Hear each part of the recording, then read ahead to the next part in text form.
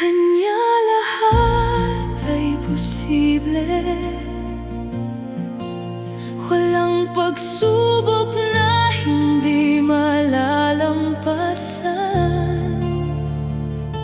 Kapag si Jesus ang iyong pinanghahawakan, may bagong pag-asa sa bawat umaga. Sa Kanya lahat ay posible.